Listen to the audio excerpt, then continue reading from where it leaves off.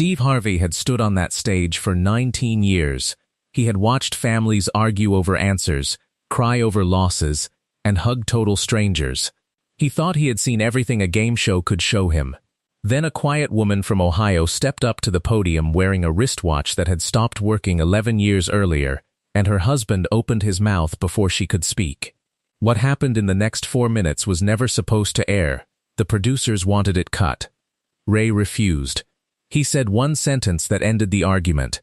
"If we cut that, we are doing the exact same thing he did." This is the story of the afternoon a game show stopped being a game, and the story of a woman who had not finished a sentence in public in 34 years, who finally finished one in front of 200 people. Her name was Carol Merritt. She was 58 years old, and she came from Zanesville, Ohio, a town where everybody knows whose truck is parked where. She had short gray hair that she cut herself over the bathroom sink, because a salon cost $35, and $35 was $35. She wore a navy blue blouse that day. She had bought it new for the show. It was the first new thing she had bought for herself in 4 years, and she had felt guilty in the store, standing there holding it, doing the math in her head the way she always did. On her left wrist she wore a small silver watch with a cracked face. It did not work. It had not worked since 2014. The hands were frozen at 4:40. It had belonged to her mother Ruth, and Carol had worn it every single day for 11 years without once taking it to be fixed. Her husband was Dale Merritt, 61, a heating and cooling man who had put in 38 years of crawling through attics in July. Dale was not a cruel man. That is the part people got wrong later. Dale was loud, and Dale was quick, and Dale had spent his whole life being the one who talked. He talked to customers, he talked to the bank, he talked at church suppers and at his son's wedding and at his own mother's funeral. When a Merritt needed something said, Dale said it. That was the arrangement, and nobody in that family had ever questioned it, including Carol. They had been married 34 years. They had raised 2 children. Megan was 32 and taught 4th grade. Tyler was 29 and worked at the plant in Newark. Dale's brother Wayne rounded out the team, a big cheerful man who mostly clapped. Now here is the part the audience did not know when the Merritt family walked out under those lights. Carol was the one who applied to the show, not Dale. Carol, she had filled out the application 3 years in a row, alone at the kitchen table after everyone went to bed. She had used the family email address so nobody would ask. When the producers called the first time, they asked for the head of household and Carol handed the phone to Dale without a word, and Dale told the story of how he had always wanted to do this. And Carol let him. She had her reasons. Reasons that took another 11 minutes of television to come out. Because for 11 years, from 2014 until 4 months before that taping, Carol Merritt had taken care of her mother. Ruth had gotten sick the slow way, the way that takes your mind first and your body last. Carol moved her into the back bedroom, and she stayed there for 11 years. She learned how to lift a grown woman without hurting either of them. She learned which songs calmed her down at 3 in the morning. She learned to be called by her own dead sister's name, and to answer to it anyway, because correcting her mother only made her cry. Dale did not know the half of it. He knew his mother-in-law lived with them. He knew Carol was tired. But Dale left at 6:30 in the morning and got home at 6:30 at night, and the 11 years happened in the hours he was not in the house. He also did not know about the diner. For 6 of those years, 3 nights a week, Carol worked the late shift at the Blue Star off Route 40. 10 at night until 4 in the morning. She told Dale she was sitting with her mother. She was not. Her sister-in-law came over on those nights, and Carol drove out to the highway and poured coffee for truck drivers and cleaned the flat top and came home at 4:30 and slept until 6. The money went to her mother's medicine and to a hospital bill Dale had never seen, because Carol intercepted the mail for 2 years so he would not have to worry about it. She never told him. Not once in 6 years. She had a reason for that too. The family face-off taped that episode on a Wednesday in October. The Merritts drew the Okonkwo family from Marietta, Georgia. 5 loud, joyful people who hugged the Merritts in the hallway before anyone even said hello. The prize was $25,000. Carol stood at the end of her family's line. which was where she had put herself. The line went Dale, Wayne, Tyler, Megan, Carol last. She had chosen last on purpose, because last meant she probably would not have to play at all. Ray Calloway came out to his music, and the audience stood up, and the lights came up hot and white, and Carol Merritt gripped the edge of the podium with both hands the way a person grips a railing on a boat.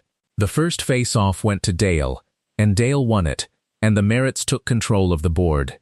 That was the last easy thing that happened. The question was, name something people always take on a road trip.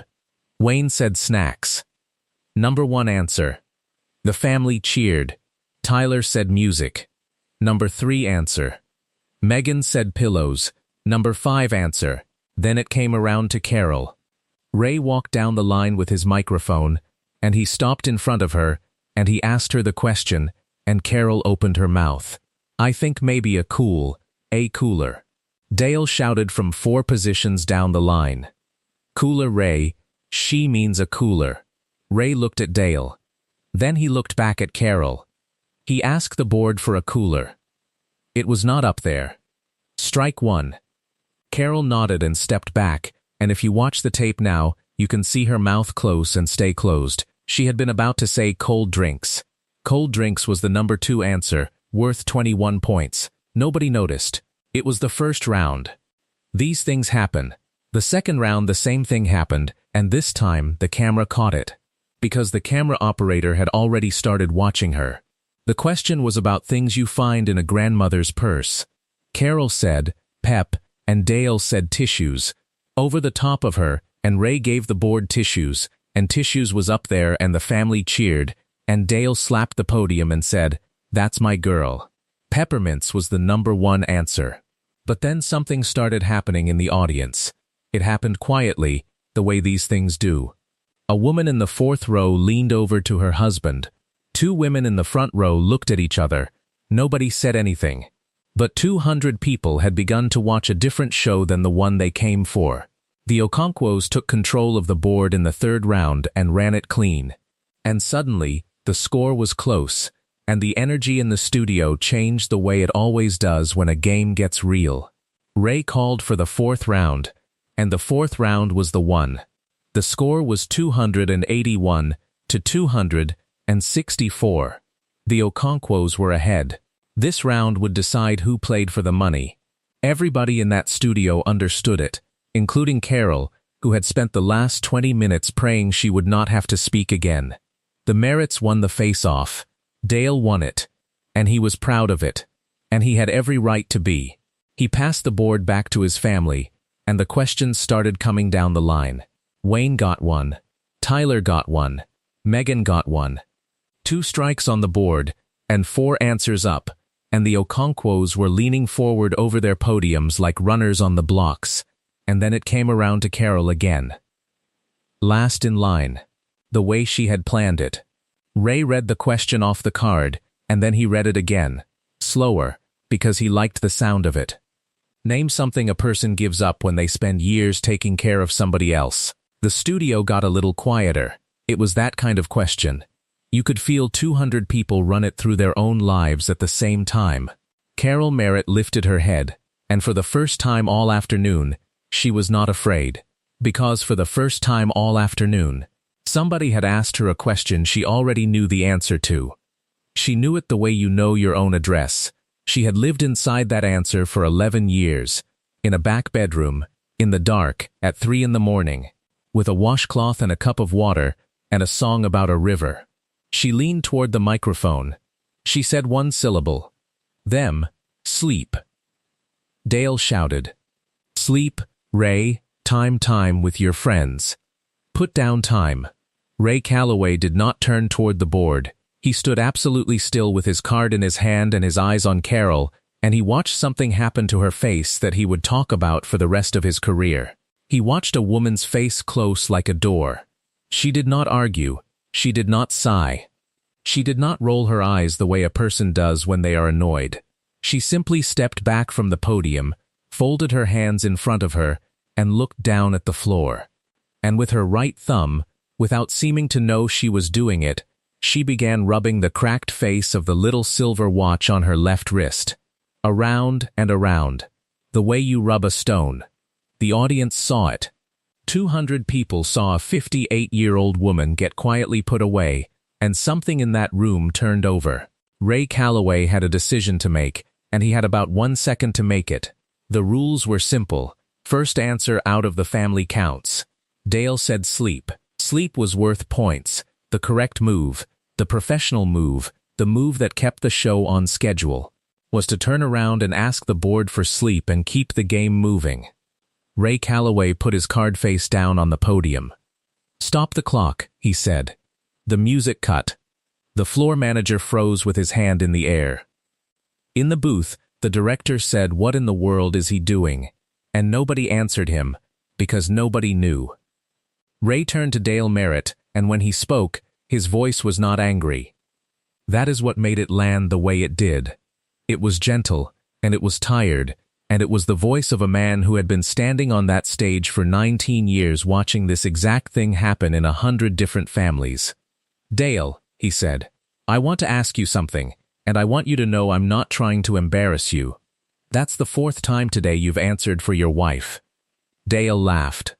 It was a nervous laugh, the kind that comes out sideways. "Well, I mean, Ray, we play fast around here, I know you do." Ray said, "I want to hear her say it." She was gonna say the same thing I said. "Maybe," Ray said. "Let's find out." He walked down the line until he was standing directly in front of Carol Merritt. He did not use his big television voice. He lowered the microphone, and he spoke to her like a man at a kitchen table. "Ma'am, nobody in this building is going to talk over you for the next 10 seconds. I'll make sure of it." "What were you going to say?" Carol looked up. She looked at Ray. Then she looked past him at 200 strangers. Then she looked at her daughter, 4 positions down the line, and Megan Merritt was already crying. Because Megan was 32 years old and had grown up in that house, and had never once in her life heard her mother finish a sentence at a dinner table. Carol pulled the microphone toward her. "Themselves," she said. The board did not light up right away. There was a pause, maybe 2 full seconds, and in those 2 seconds you could hear the air handlers running. Then the number 1 spot flipped over. Themselves, 41 points. The studio came apart. People were on their feet, and it was not the ordinary cheering of a game show. It was something louder and rougher than that, the sound people make when something unfair gets corrected in front of them. Carol did not celebrate. She stood there with her hands on the podium and her shoulders shaking. And she was not smiling. She was crying the way people cry when they have been holding something for a very long time and somebody finally takes it out of their hands. Ray put a hand on the podium near hers, not touching her, just near. "Carol," he said, "talk to me. Why that answer?" And Carol Merritt, who had not spoken in public since her wedding, told them. "My mother lived with us for 11 years, she said. She had dementia. I took care of her at home because we couldn't afford anywhere else, and because I promised her I wouldn't put her anywhere. She died in April." The audience made a sound. Ray nodded and said nothing, because after 19 years he had learned when to say nothing. "I know the answer to that question," Carol said, "because I gave up myself. That's what it is. It isn't sleep. Sleep comes back. You give up the person you were going to be. And you don't get her back." She stopped. She looked at the watch on her wrist. This was hers. It stopped in 2014, and that's the year she moved in with us, and I never got it fixed. People asked me why. I told them I never got around to it. She took a breath. "That's not true. I didn't fix it because I didn't want to know how long it had been." Down the line, Dale Merritt had gone completely white. But she was not finished, and this is the part that changed everything. "There's something else," Carol said. "Dale doesn't know this. I've been trying to figure out how to say it for 6 years, and I guess I'm going to say it on television." Ray Calloway said, very quietly, "Take your time. For 6 years I worked at the Blue Star Diner out on Route 40. 10 at night to 4 in the morning, 3 nights a week. Dale thought I was sitting up with my mother. His sister came over instead. The money went to Mama's medicine, and it went to a hospital bill from 2016 that I never showed him, because he was already working 60 hours a week and I could not stand to watch him try to work 70. She turned and looked at her husband for the first time since the show started. "I didn't tell you because I didn't want you to feel like you failed us." "You didn't fail us, Dale. You never failed us." Dale Merritt did not say anything. Dale Merritt, who had talked his whole life, who had talked at his mother's funeral, and at his son's wedding, and at every church supper in Muskingum County, stood at that podium with his hands over his face and could not produce a single word. Ray Calloway looked at the floor manager and made a small circle with one finger, and the floor manager understood, and the cameras kept rolling. It took Dale a long time. When he finally lowered his hands, his voice came out wrecked. 34 years, he said. "Dale, 34 years Carol and I have been talking over you the whole time." He shook his head slowly. "I thought I was helping you. I want you to hear me say that, because it's the worst part. I thought I was helping." Then Dale Merritt did the thing that put that clip in front of 40 million people. He stepped out from behind his podium, walked down the line past his brother and his son and his daughter, and stood next to his wife. He took the microphone out of Ray's hand without asking, which you are not supposed to do, and he spoke to the room. "I want her to play the last round," he said, "by herself. No help from me. I'm asking you to let her do it alone." Ray Calloway said, "That is not how the game works." "I know it's not." "Which is why," Ray said, "we're going to do it anyway." The audience did not sit down for a full minute.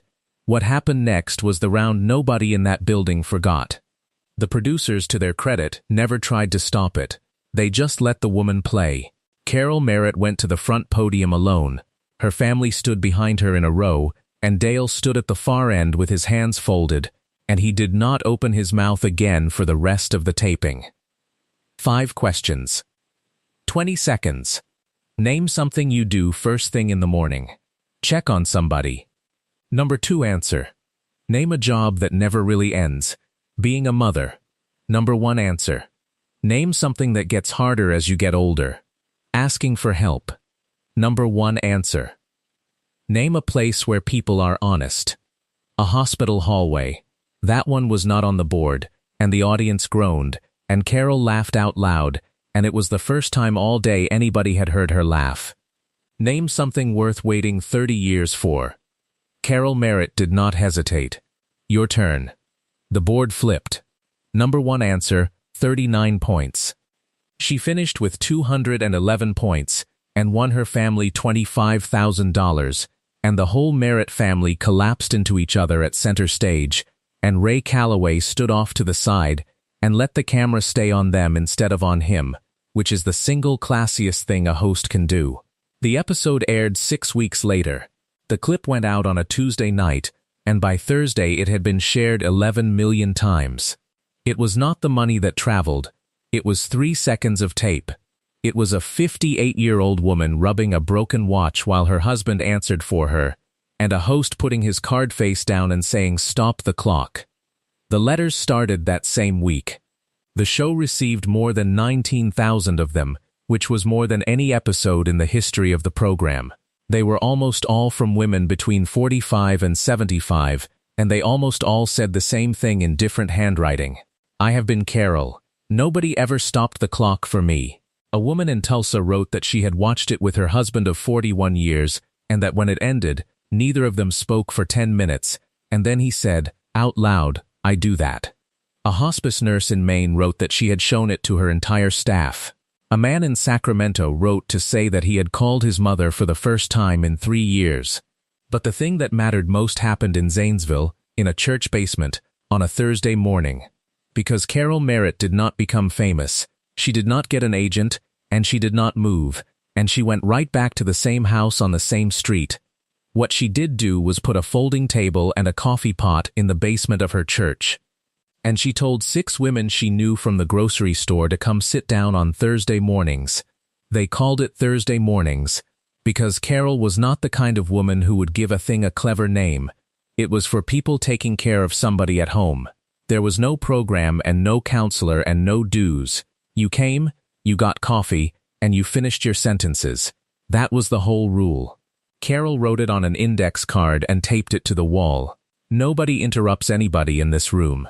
6 women came the first Thursday. 41 came by spring.